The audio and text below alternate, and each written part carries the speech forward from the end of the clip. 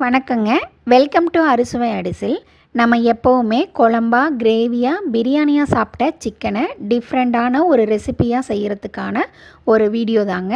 Weight loss ஜேர்னியில் இருக்கவங்க கண்டிப்பாக இதை ட்ரை பண்ணலாங்க. ஹை ப்ரோட்டீனும் ஃபைபரும் இருக்குங்க. ஆமாங்க, சிக்கன் சாலட் எப்படி செய்கிறதுன்னு தான் பார்க்க போகிறோம். இந்த வீடியோக்குள்ளே போகிறதுக்கு முன்னாடி நம்மளோட சேனலை இதுவரை சப்ஸ்கிரைப் பண்ணாமல் இருந்தால் சப்ஸ்கிரைப் பண்ணிக்கோங்க. கூடவே பக்கத்தில் இருக்கிற பெல் ஐக்கானையும் கிளிக் பண்ணிக்கோங்க. இந்த வீடியோவை லைக் பண்ணிக்கோங்க, உங்கள் ஃப்ரெண்ட்ஸோடையும் ஷேர் பண்ணிக்கோங்க. வாங்க வீடியோக்குள்ளே போகலாம். சாலட் செய்கிறதுக்காக நம்ம முதல்ல காய்களெல்லாம் நறுக்கிக்கலாங்க. நான் கேரட் எடுத்திருக்கேன். கேரட்டையும் நீல நீல வாக்கில் சின்ன சின்ன துண்டுகளாக நறுக்கிக்கோங்க. பொரியலுக்கு நறுக்கிற மாதிரி பொடி பொடியாக நறுக்கிறாதீங்க, கொஞ்சம் நீட்டமாக நறுக்கிக்கோங்க. அதே மாதிரி முட்டைக்கோசும் நான் எடுத்திருக்கேன். முட்டைக்கோசுமே நீட்டமாக சின்ன சின்ன துண்டுகளாக நறுக்கிக்கோங்க. நல்லா சின்னதாக பொடியாக வர மாதிரி நீட்டமாக நறுக்கிக்கோங்க.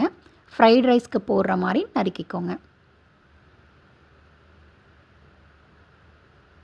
அவ்வளோதாங்க, இந்த மாதிரி நறுக்கி எடுத்து வச்சுக்கலாம். நான் இது கூடயே வெள்ளரிக்காயும் எடுத்திருக்கேங்க. வெள்ளரிக்காயும் நீங்கள் இதே மாதிரி எப்படி கோஸு கட் பண்ணிங்களோ அந்த மாதிரி சைஸ்லேயே கட் பண்ணிக்கோங்க.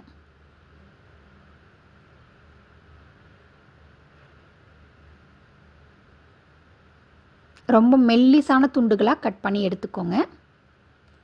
நான் வெங்காயம் எடுத்திருக்கேன். வெங்காயமும் நம்ம எப்போவும் குழம்புக்கு நறுக்கிற மாதிரி நறுக்காமல் முதல்ல இந்த மாதிரி வட்டமாக கட் பண்ணிக்கோங்க. அந்த மாதிரி கட் பண்ணதுக்கு அப்புறம் நீங்கள் நடுவில் லைட்டாக கீறி விடுங்க. இப்படி நடுவில் விட்டிங்கன்னா இது ரெண்டாக பிரிஞ்சு வந்துடும். இந்த மாதிரி இருக்கணுங்க. இந்த மாதிரி கட் பண்ணி எடுத்துக்கோங்க. அதுக்கப்புறம் வெங்காயத்தாள் ஸ்ப்ரிங் ஆனியனும் நான் கட் பண்ணி எடுத்துக்கிறேன். ஸ்ப்ரிங் ஆனியன் நீங்கள் ரொம்ப மெல்லிசான துண்டுகளாக கட் பண்ணி எடுத்துக்கோங்க.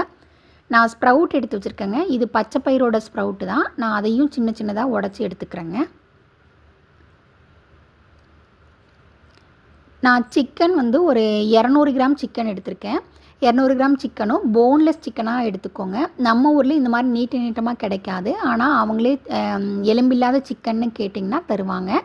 நான் கை வச்சு கட் பண்ணால் அது கொஞ்சம் கொலன்னு ஆயிடுன்றதுக்காக நான் ஃபோர்க் வச்சுருக்கிறேன்.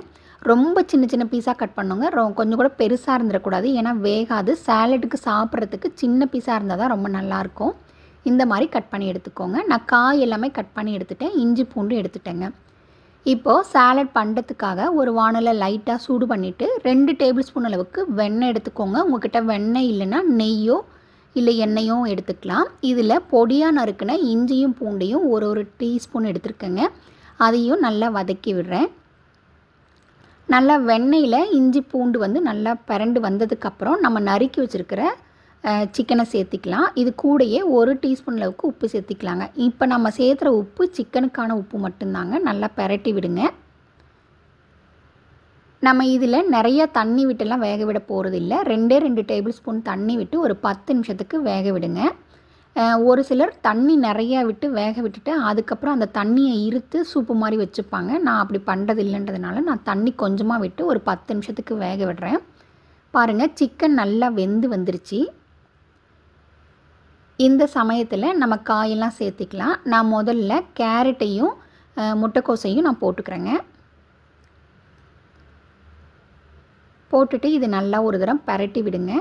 இதில் கேரட்டும் முட்டைக்கோசும் நல்லா வேகணுன்ற அவசியம் இல்லை. நமக்கு சிக்கன் நல்லா வெந்தால் போதுங்க. கேரட்டும் முட்டைக்கோசும் கொஞ்சமாக அரைவாசி வெந்தால் போதும். அப்படி தான் இருக்கணும், சாலட்டுக்கு நல்லாயிருக்கும். நான் இப்போ இது கூடயே வெங்காயமும் சேர்த்துக்க போகிறேங்க. வெங்காயமும் நம்ம யூஸ்வலாக வதக்கிற மாதிரி வதன்னு வதக்கிடக்கூடாது. அதனால் வெங்காயத்து கூடயே நான் ஸ்ப்ரவுட்டையும் சேர்த்துக்கிறேன். சேர்த்துட்டு இதை லைட்டாக பரட்டி விடுங்க. உள்ளே அந்த சூட்டுக்குள்ளார போகிறதுக்கு மட்டும் பரட்டி விடுங்க. அந்தளவுக்கு வெந்தால் போதும், ரொம்ப வெந்து வந்துடக்கூடாது. நான் இப்போ இது கூடயே சீரகமும் மிளகும் பொடிச்சு வச்சுருக்கேன். கூடவே உங்கள்கிட்ட மிளகாய் தூள் இருந்தாலும் சரி, இல்லை சில்லி ஃப்ளேக்ஸ் வச்சுருந்தாலும் அதையும் போட்டுக்கோங்க. வெள்ளரிக்காயும் இதோடய சேர்த்து விட்டுறலாம். கூடவே ஸ்ப்ரிங் ஆனியனும் நம்ம சேர்த்துடலாங்க.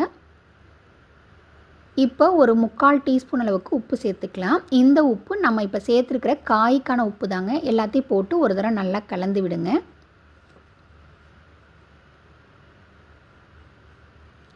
ரொம்ப கொலன்னு ஆகிற அளவுக்கு கலந்து விடக்கூடாது. இந்த சமயத்தில் எலுமிச்சப்பழம் ஒரு அரை எலுமிச்சப்பழம் புழிஞ்சு விட்டுக்கோங்க.